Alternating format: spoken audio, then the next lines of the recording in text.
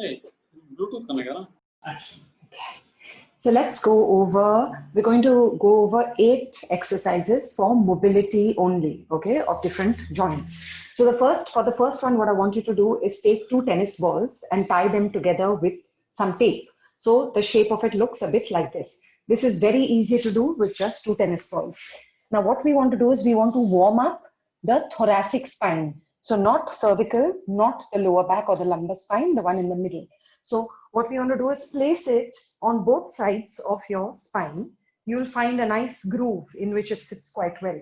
Once you're over there, like let's say just below, like starting from this point over here, and just do these 4 or 5 light sit-ups, then move it slightly further down, 5, and keep slowly, keep moving and mobilizing, just activating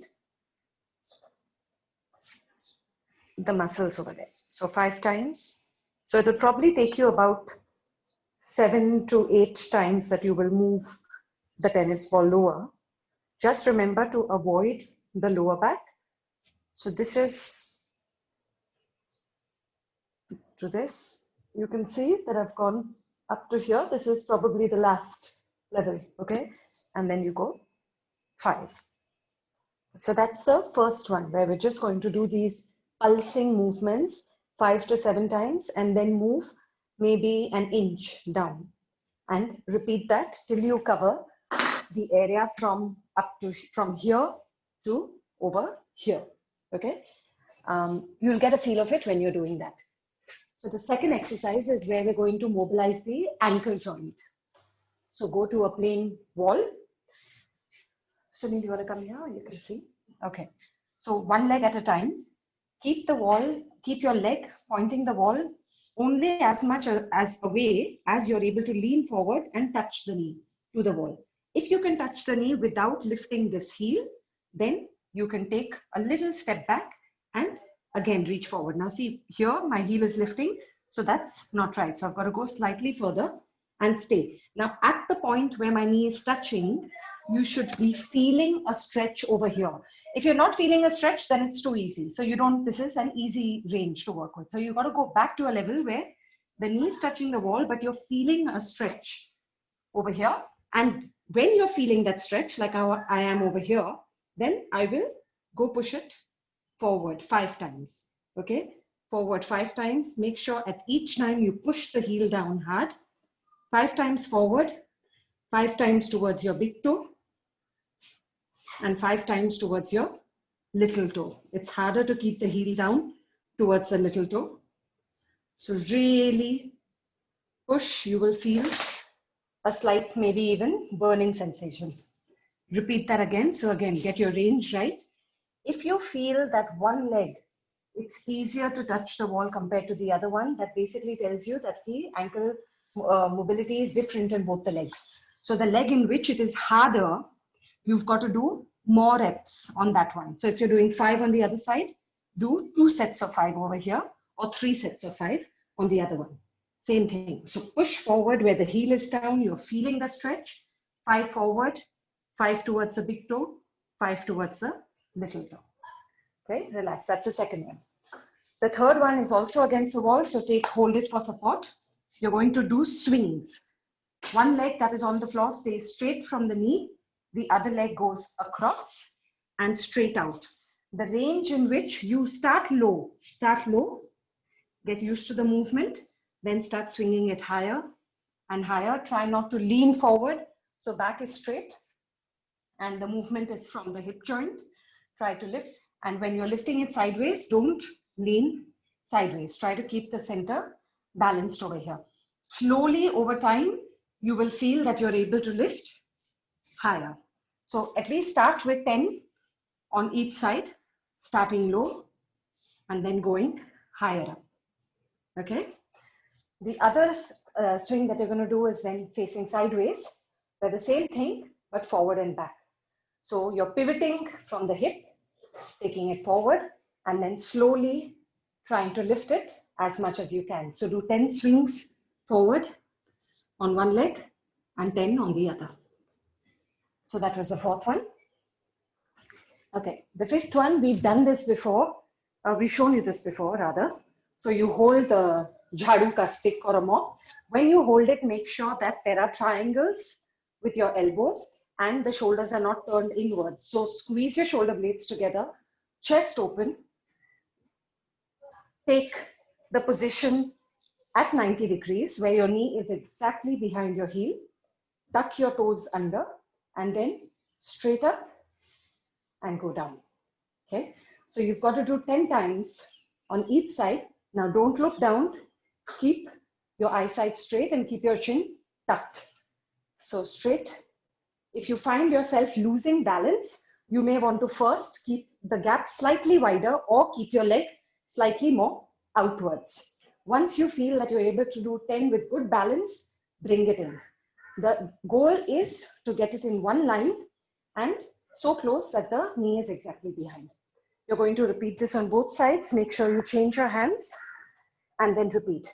Once again, you may find that it is easier on one side than the other. The side that it is harder on, remember to do 5 extra reps on that side. And when you're doing it, see this, don't let the upper body collapse. Keep pushing it chest out and squeeze your shoulder blades together. Okay, so for the next, so this was the first kind of squat, right? Which was like a lunge. The second one is chico move down. You take your feet wider than usual, point at 45 degrees apart, and then you're going to do a lateral squat. So squat down where the knee is pointing in the same direction as the foot, and this foot is also pointing straighter. Okay, so your toes are more or less straight, and you go down as much as you can. You may find that I'm only able to go down here, which is okay. I want you to hold the stick, lunge. Yeah, so you have to lunge sidewards and come up. Now, when you go sideways, do not lift, do not turn the other foot. Keep it. So you got the foot, Sunil, straight. Okay, make sure. Keep alternating, pointing both feet forward. Again, we're using the stick so that we remind ourselves to keep our shoulders back and we don't let the curve happen. So we tuck the shoulders down and back and as we lunge. So we want to try to get this depth over time, slowly as you practice, getting deeper and deeper. 10 on each side is a good number to start with. Okay. The next one is a variation of this, but it's a rotational lunge.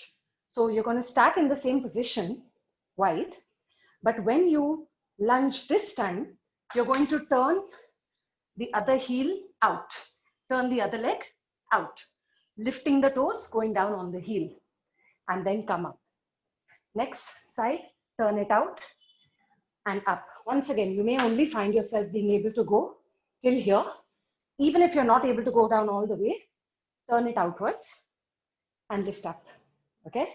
Outwards. And then slowly work on this depth. You will feel a deeper stretch in the adductors over here. So this is the rotational lunge. You start with 10 on each side. The next one, the seventh one, is the wall slides that we have spoken about once. So you come over here. The first level one, okay, for postural correction is the one which is facing the wall. So facing the wall, get your chest, nose, feet touching the wall, and then push your elbows, wrist, palm, facing. Take it down all the way and take it up slowly into a Y here. Now, if you find that you are leaning forward and the gap is increasing, that's what you've got to work on. You've got to imagine that somebody is pushing you into the wall so that there is no gap and you are touching everything the whole time. The whole part of the body is touching, okay?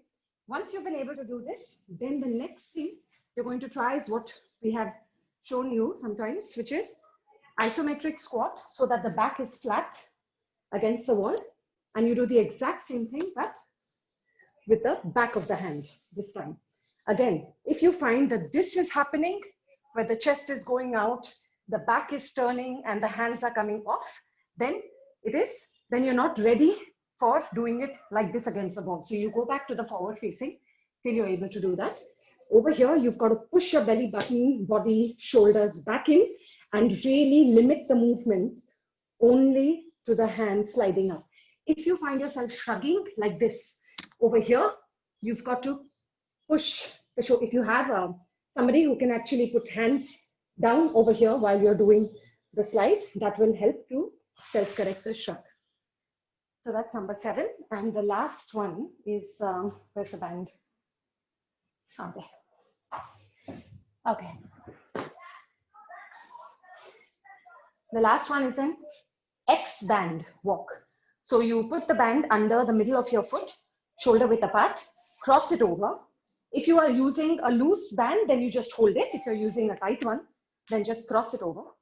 And what you've got to do is tighten your abs, squeeze your glutes, shoulders back, chest out, and then you're going to walk sideways without bending the knee.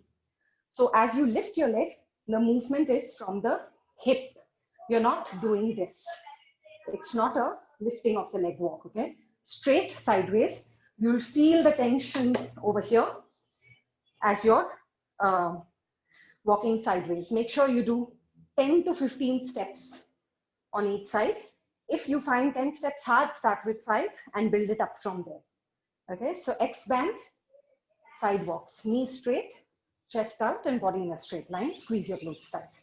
So these are the 8 drills that you need to do on the days that you are not training to increase the mobility of the body. And then over a time of practicing this, let's say a month or 6 weeks, then we can take it up to the next level and notch it up higher. Thank you.